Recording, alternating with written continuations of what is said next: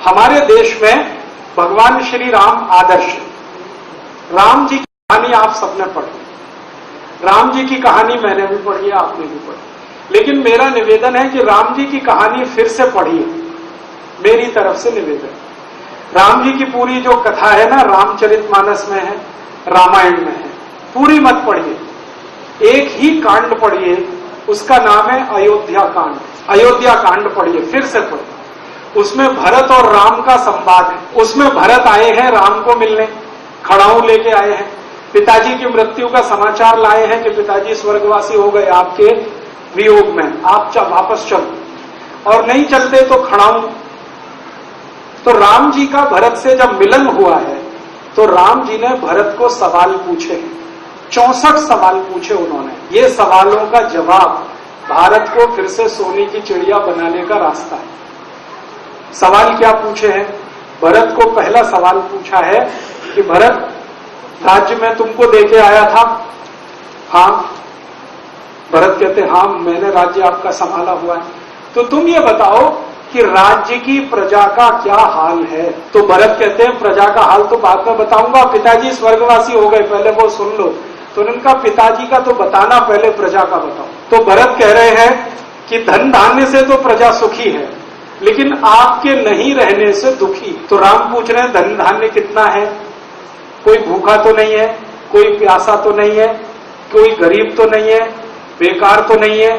तो भरत सबका उत्तर दे रहे हैं कि ना कोई प्यासा है, ना कोई भूखा है, ना कोई बेकार है, ना कोई बेरोजगार है।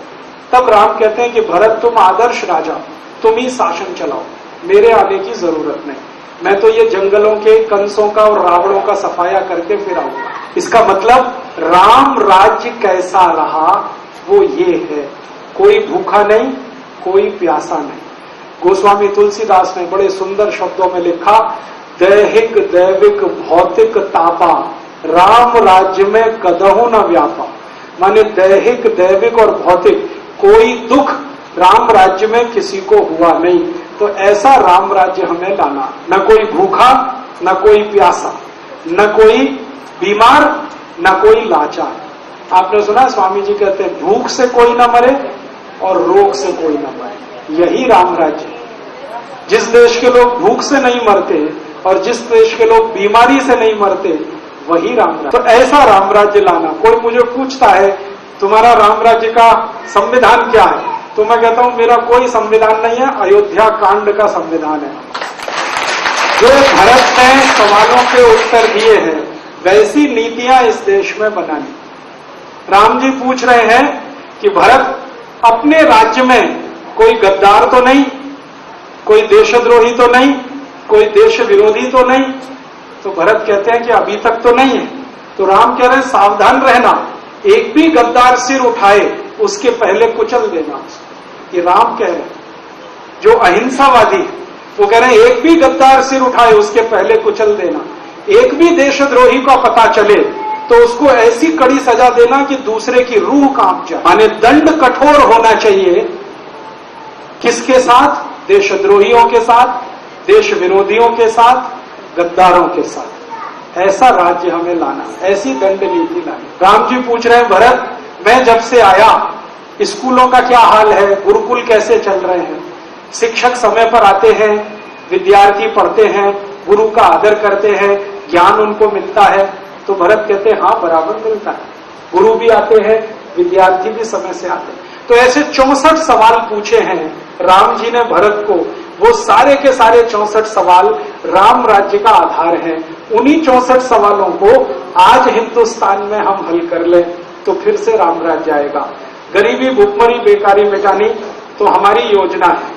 मेरी योजना माने आप समझ लो स्वामी जी की योजना, कि हिंदुस्तान के ये जो हरामी नेताओं ने 60 साल में पैसा जमा करके विदेशी बैंकों में रखा, जो 45 लाख करोड़ है, इसको वापस। आप बोलेंगे ये आएगा? हाँ आएगा। कैसे आएगा? ये ऐसे आएगा कि हमारी संसद में इसके लिए या तो कानून बनाना पड़ेगा या सुप्रीम कोर्ट में इसके लिए मुकदमा लड़ना पड़ेगा। हम सुप्रीम कोर्ट में जाने की तैयारी पहले कर रहे हैं। सुप्रीम कोर्ट में एक मुकदमा करेंगे हम शायद अगले साल 2009 में, नहीं तो 10 में तो करना ही। इस मुकदमे पे हजारों लाखों लोगों के हस्ताक्षर होंगे। वो मैंने कराए, 40,000 लोगों से हस्ताक्षर कराए, और भी जरूरत पड़ी तो कराऊंगा। सुप्रीम कोर्ट के सामने हम जाएंगे।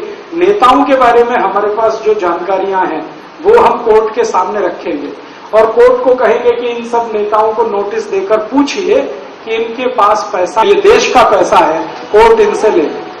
या तो सुप्रीम कोर्ट करे, नहीं तो संसद में हमारी तैयारी है कि ऐसे 350 सांसदों को भेजना जो जाकर ये कानून बनाए कि 15 अगस्त 1947 के बाद इस देश का जितना धन विदेशों में जमा हुआ वो देश का धन है, राष्ट्र का धन है, नेशनल प्रॉपर्टी।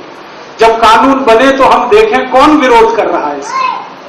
जो विरोध करे पक्का है उसी का पैसा स्विस बैंक में है, और जो विरोध करे उसका मुंह काला करके गधे पे बिठा के सर्कस निकाले पूरी दुनिया।